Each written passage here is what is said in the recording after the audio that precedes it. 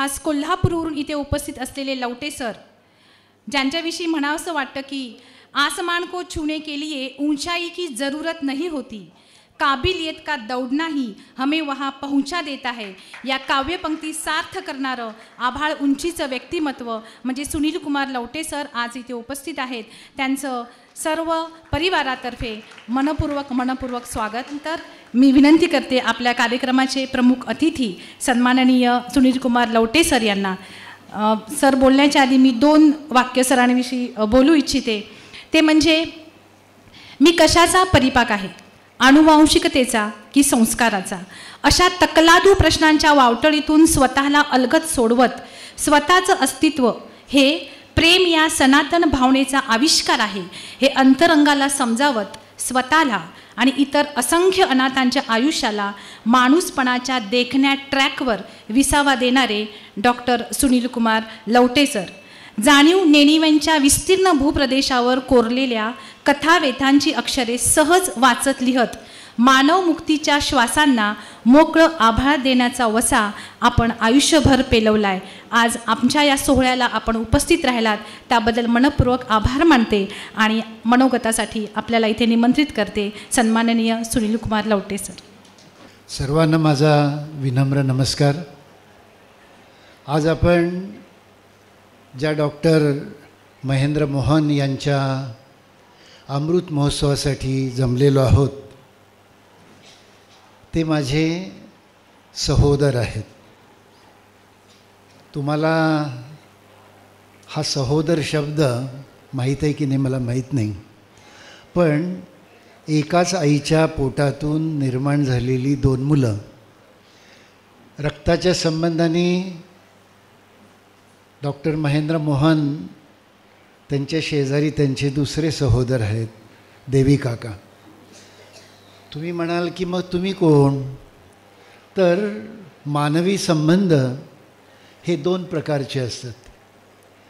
एकाला आपण रक्तसंबंध म्हणतो आणि दुसऱ्याला भावसंबंध म्हणतो. मी भावसंबंधाने त्यांचा भाऊ आहे आणि हे सांगताना मला अत्यंत अभिमानी वाटतो. ते भाऊ कशामुळे आहेत माझे असं जर तुम्ही मला विचाराल, तसे ते मोठे भाऊ वयाने जरी 1 वर्ष लहान असले तरी कामाने मोठे आहेत. त्यांची आणि माझी जातकुळी एक आहे. जातकुळी याचा अर्थ की तुम्ही ज्या प्रकारचं जगता, तुम्ही ज्या प्रकारचा व्यवहार करता ती तुमची जातकुळी असते. मी कोकणात बोलतो आहे याचं मला भान आहे. कोकणामध्ये माणसाची ओळख माणूस म्हणून कमी, जात म्हणून जास्त असते. तो आमच्यापैकी, हे आमच्यापैकी नावाची जी गोष्ट आहे ती देशापेक्षा कोकणात जास्त आहे अशी माझी धारणा आहे. मी नेहमी प्रवास करतो आणि प्रवासात माझ्या शेजारी कोणतरी प्रवासी येऊन बसतो. आपल्या सर्व भारतीयांना एक विचित्र खोड आहे. माणूस जवळ येऊन बसला की त्याचा पहिला प्रश्न असतो, तुम्ही कुणापैकी? मला प्रवासात हा प्रश्न शेकडो वेळा विचारला गेलेला आहे आणि मी त्याचं एक ठरवून टाकलेलं अनुभवाने उत्तर आहे. मला जर शेजारी कोणी येऊन बसला आणि विचारलं तुम्ही कुणापैकी, तर मी म्हणतो माणसांपैकी. माझ्या उत्तराचा एक फायदा असा होतो की नंतर तो माझ्याकडे बघायचा बंद होतो, माझ्याशी बोलायचा बंद होतो आणि मग तो प्रवास माझा सुखकर वाचनाने सुरक्षित होतो. मी हे गमतीनं जरी सांगत असलो तरी अत्यंत गंभीरपणे मी तुम्हाला सांगतो आहे. आपण केव्हा तरी आपल्यापैकी आणि परक्यांपैकी या सीमा केव्हा तरी पुसायला पाहिजेत. आपल्यापैकी कोण तर आपल्यासारखा जो असतो तो आपल्यापैकी, म्हणजे केवळ आपल्या भावकीत जन्माला आला म्हणून तो आपला, हे मागं टाकलं पाहिजे. आणि मी भावकीच्या तुम्हाला किती कथा सांगू. भावकीचा संबंध, त्याची जर कसोटी घ्यायची असेल तर शेताच्या बांधावर घेतली पाहिजे. तो आपला का परका हे जर तुम्हाला शोधायचं असेल तर सामायिक जमिनीमध्ये ही शिव माझी का ही शिव तुझी, हा बाण माझा का हा बाण तुझा, हे झाड माझं का हे झाड तुझं, असे संबंध ज्या टोकावर येऊन आपले उभारतात तिथे तुमच्या लक्षात येईल की आपला कोण आणि परका कोण. माझा अनुभव मित्रांनो असा आहे की जोडलेल्या माणसांसारखं सुख देणारी माणसं जगामध्ये असत नाहीत. डॉक्टर महेंद्र मोहन यांनी काय जोडलं असं जर तुम्ही मला विचाराल तर एक नवा मनुष्य समाज डॉक्टर महेंद्र मोहन आणि त्यांच्या पत्नी आशाताईंनी निर्माण केलेला आहे. अलीकडचा काळ मित्रांनो खांदेकरी शोधायचा काळ आहे.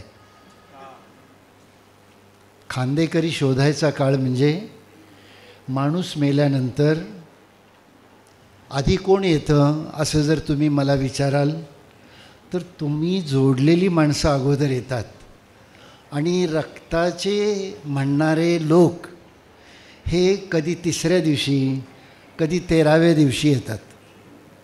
त्यामुळे आपण आता केव्हा तरी 21व्या शतकात अशी खुणगाट बांधली पाहिजे की आपले कोण.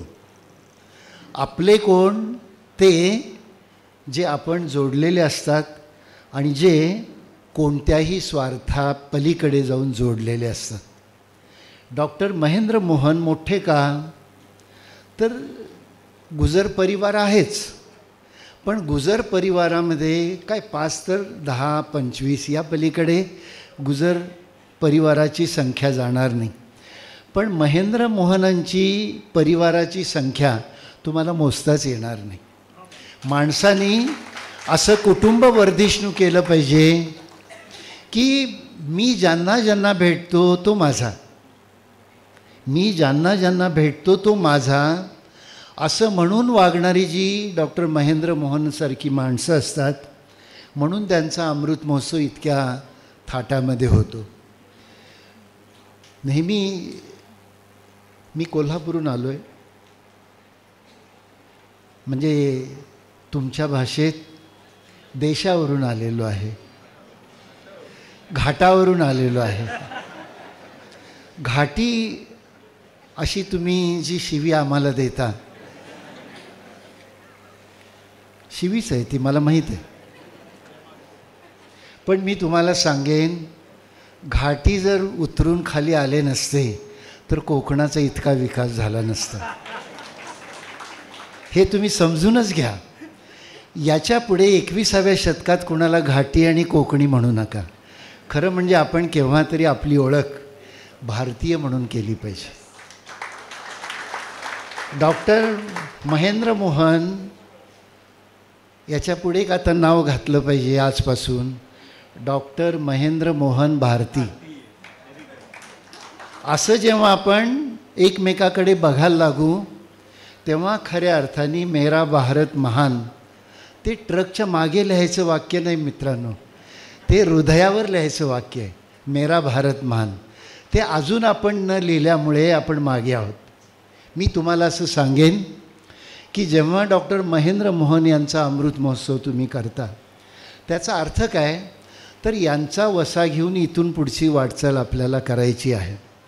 मगाशी कोणतरी म्हणलं की त्यांचा शताब्दी समारंभ पण ठरवलेला आहे. मी पण त्यांच्या शताब्दी समारंभाला यायचं ठरवलेलं आहे. ते गेल्याशिवाय मी नक्की जाणार नाही. अशी उमेद तरी माणसांनी जगताना बाळगली पाहिजे. अशी उमेद जी माणसं घेऊन जगतात त्यांचं जगणं सार्थक असतं. मी असं का म्हणतो याला एक अर्थ आहे. म्हणजे डॉक्टर महेंद्र मोहन तर तशा अर्थाने रूढ कुटुंबातून आलेले आहेत. मी काही रूढ कुटुंबातून आलेला नाही. म्हणजे समोर आपण तस्विरी लावलेल्या आहेत. महात्मा गांधींची लावली आहे, आंबेडकरांची लावली आहे, फुले पती पत्नींची लावलेली आहे, मावशींची लावलेली आहे, भिडेंची लावलेली आहे. अनेक तस्विरी आपण लावलेल्या आहेत. कशासाठी या तस्विरी लावल्या? हा काय उपचार आहे का? याचा केव्हा तरी तुम्हाला प्रश्न पडला पाहिजे. म्हणजे 200 वर्षांपूर्वी फुले दाम्पत्यांनी पुण्यामध्ये पहिलं बालहत्या प्रतिबंधक गृह सुरू केलेलं होतं. फुल्यांची प्रेरणा तुम्हाला माहीत आहे की नाही मला माहीत नाही. फुल्यांची प्रेरणा हे ख्रिश्चन मिशनरी होते. तुम्ही भारताचा इतिहास पहा. ब्रिटिशांनी आपल्यावर राज्य केलं आहे खरं आहे, आपल्याला गुलामी ठेवलं हेही खरं आहे. पण मी नेहमी असा विचार करतो, मी थोडा तटस्थपणे इतिहासाकडे पाहणारा मनुष्य आहे. म्हणजे मराठे शिवाजीच्याकडे कसे पाहतात तसा मी शिवाजी महाराजांच्याकडे पाहत नाही. मी तुम्हाला सांगतो, ही गुजर फॅमिली आहे ना, मगाशी राजस्थान असा उल्लेख झाला. शिवाजी महाराजांनी सुरत लुटल्यानंतर शिवाजी महाराजांच्याबद्दल जी कुटुंब गुजरातेतून महाराष्ट्रामध्ये आली त्यामधला एक गुजर होता, त्याचे हे वंशज आहेत. म्हणजे हे तशा अर्थाने शिवाजी महाराजांचे वारस आहेत. वारस रक्तानी नाही, वारस जातीनी नाही, वारस कर्मानी आहेत. हे कर्मयोगी कुटुंब आहे आणि त्यांनी शिवाजी महाराजांचा कर्मवसा वर्तनापर्यंत टिकवलेला आहे. मी मगाशी जे म्हटलं त्यांचं आमचं जे नातं आहे ते कर्मातून निर्माण झालेलं नातं आहे. इथून पुढच्या काळात आपण सगळ्यांनी एकमेकाला आपली जात कुळी आपल्या कर्मानी शोधायचा प्रयत्न केला पाहिजे. अशी फॅमिली आहे. मी मगाशी असं सांगत होतो की माझी जात कुळी काहीच नाही. फुल्यांनी सुमारे 200 वर्षांपूर्वी बालहत्या प्रतिबंधक गृह सुरू केलं होतं.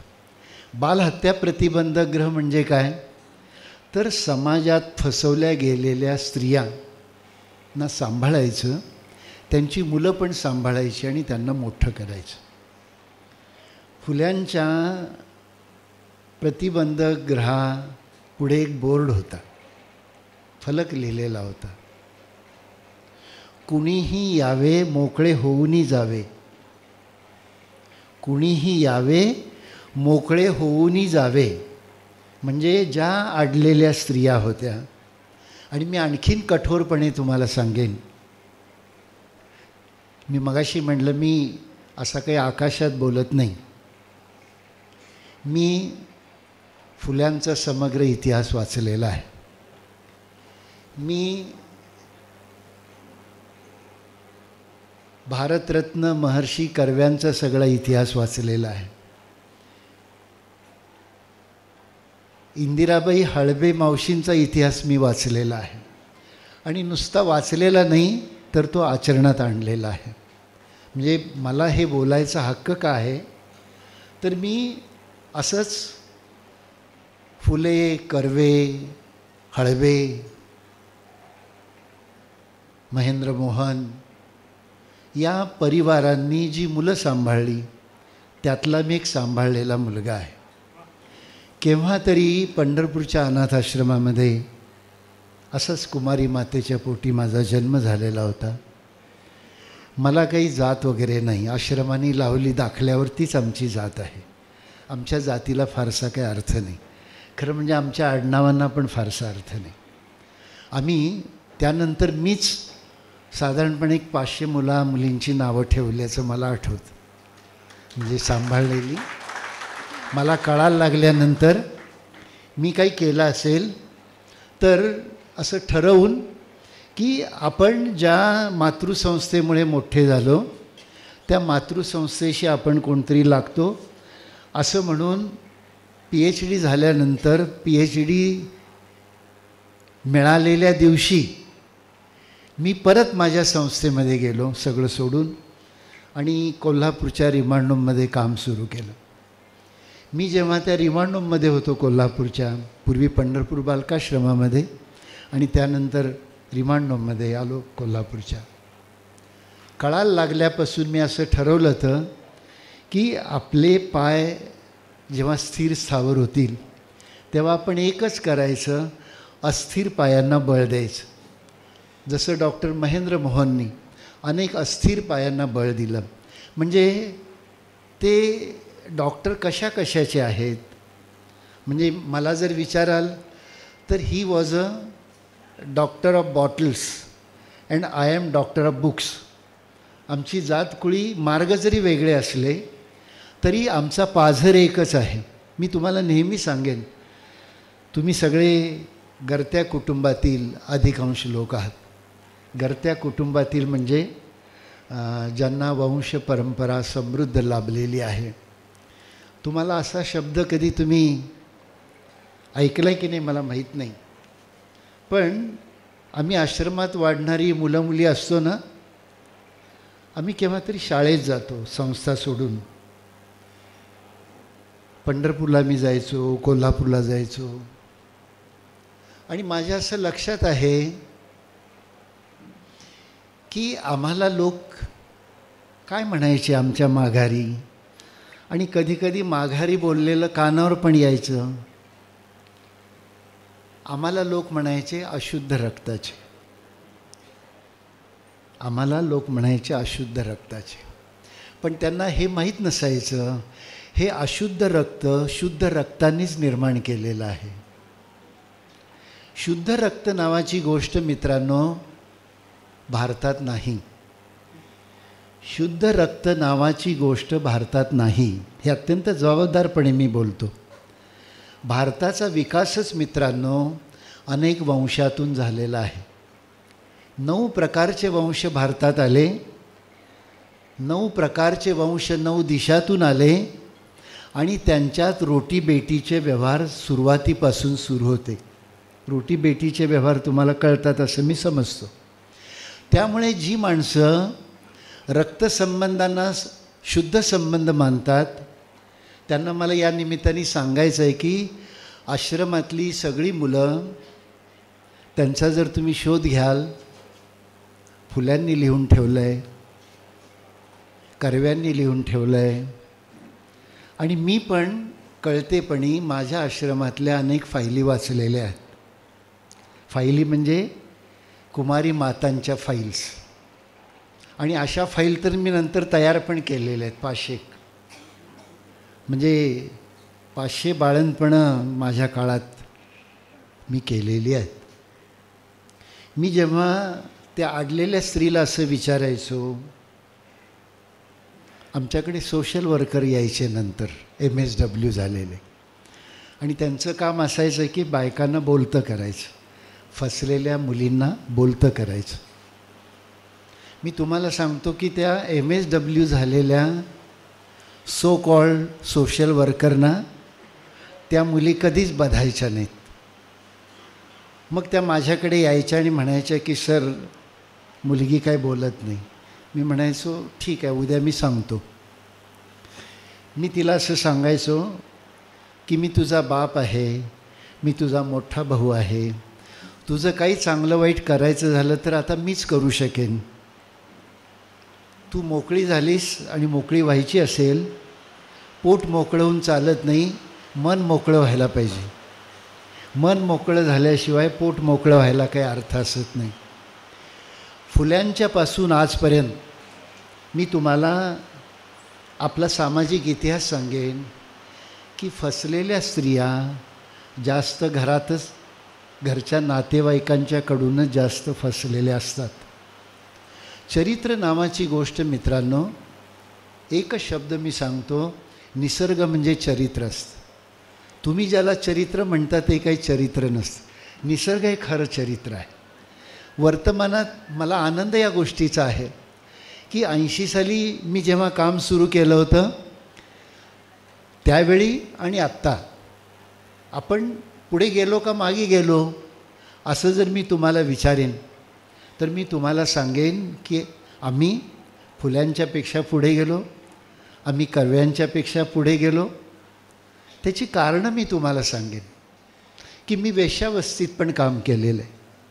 डॉक्टरांनी केलं की नाही मला माहीत नाही, की मी वेश्यांची मुलं संध्याकाळी साधारणपणे 4 ते रात्री 12 8 तासाची ड्युटी वेश्यांच्या मुलं सांभाळण्याची अनेक वर्ष मी केलेला मनुष्य आहे. ती ड्युटी का करायचो तर त्या वेश्येची उपजीविका व्हावी आणि त्या मुलांचा पण सांभाळ व्हावा. नंतर आम्ही या मुलांची बालवाडी सुरू केली. त्याचं नाव मला आठवतं की शाकुंतल आम्ही ठेवलेलं होतं. नंतर ती शाकुंतलमधली मुलं मोठी व्हायला लागली आणि आम्ही त्या वेश्यावस्तीतून ती मुलं बाहेर काढली आणि मग वेश्यांची वसतिगृह आम्ही सुरू केली. पुण्यामध्ये विजयाताई लवाटे होत्या आमच्याबरोबर. तिकडे मुंबईला एक डॉक्टर होते की निरोध आपल्याकडे नुकताच आलेला होता. आम्ही वेश्यावस्तीत जाऊन कामाठीपुरामध्ये, फोरस रोडला, MG रोडला दिल्लीमध्ये जेवढी जेवढी महानगरं आहेत आणि जिथे जिथे वेश्यावस्ती आहेत तिथे आम्ही मोफत कंडोम वाटायचो. वेश्या कंडोम घ्यायच्या नाहीत, अशा बाहेर फेकायच्या आम्ही दिलेल्या. 50 वर्षानंतर मी तुम्हाला सांगतो, आज कोणती वेश्या भारतातली आज अगदी कलकत्त्यातल्या चायना टाऊनमधली पण, मद्रासमधल्या महानगरातली पण, दिल्लीतल्या महानगरातली पण, लखनौच्या महानगरातली पण, आज डॉक्टर महेंद्र मोहन आणि आमच्यासारख्या कार्यकर्त्यांनी काय क्रांती समाजात केली असेल तर 2 क्रांत्या आम्ही मित्रांनो केलेल्या आहेत. फुल्यांचा वसा घेऊन, कर्व्यांचा वसा घेऊन, मावशींचा वसा घेऊन आज कुमारी मातांचं प्रमाण कमी झालेलं आहे. हा आमच्या कामाचा विजय आहे. कुमारी मातांचं प्रमाण कमी होणं याचा अर्थ अनाथ मुलं निर्माण व्हायचं प्रमाण समाजामध्ये कमी झालेलं आहे. हा आमच्या कामाचा एक नवीन वसा आहे. काय केलं आम्ही फार मोठी साक्षरता कंडोम फुकट वाटून केलेली आहे आणि ती आजही वाटतो आम्ही. पण आज साक्षरता काय आलेली आहे, कामाठीपुऱ्यातली एकही वेश्या कंडोमशिवाय आता संबंध ठेवत नाही. आणि आता वेश्यांचं रोगांचं प्रमाण कमी झालेलं आहे. कुमारी माता व्हायचं प्रमाण जसं कमी झालं आहे तसं ही जी एक लैंगिक साक्षरता आहे, ही लैंगिक साक्षरता भारतात आणि जगामध्ये पण अनेक 20-25 देशांमध्ये मी भारताचा ॲम्बॅसिडर म्हणूनच खरं म्हणजे अनेकदा गेलेलो आहे. मी तुम्हाला सगळ्यांना असं सांगणार आहे की डॉक्टर महेंद्र मोहन यांचा अमृत महोत्सव हा काही व्यक्तिगौरव नाही. हा जर विचार आणि व्यवहार गौरव व्हायचा असेल तर आपल्या मनातल्या आपपराच्या भिंती आपण टाकून दिल्या पाहिजेत. अनाथ निराधार मुलं आणि त्यांचं काम करणाऱ्या संस्था यांच्याकडे अधिक संवेदनेने नाही, सुसू म्हणून नाही, अधिकार म्हणून त्यांच्याकडे पहा, मोकळ्या मनाने त्यांच्याकडे पहा. मी तुम्हाला अभिमानाने सांगेन की 30 वर्षापूर्वी आमच्याकडे कुमारी माता चोरून यायच्या आणि आम्ही चोरून त्यांचं बाळंतपण करायचो. आता त्या खुल्या मनाने आडलेली बाई येते, ती अत्यंत धीटपणे येते. आम्ही धीटपणे तिच्या मागे सपोर्ट सिस्टीम सुरू करतो. आणि आज मित्रांनो मी तुम्हाला असं सांगेन, जसं कुमारी माता कमी व्हायचं प्रमाण आहे तसं अनाथ मुलं आता अनाथ राहिलेली नाहीत. म्हणजे मी अनाथ राहिलेलं नाही. परवा मला कुणीतरी विचारलं की तुम्ही वंचितांचं काम करता. मी म्हटलं नाही, आता आम्ही संचितांचं काम करतो. आम्ही सगळे संचित झालेलो आहोत.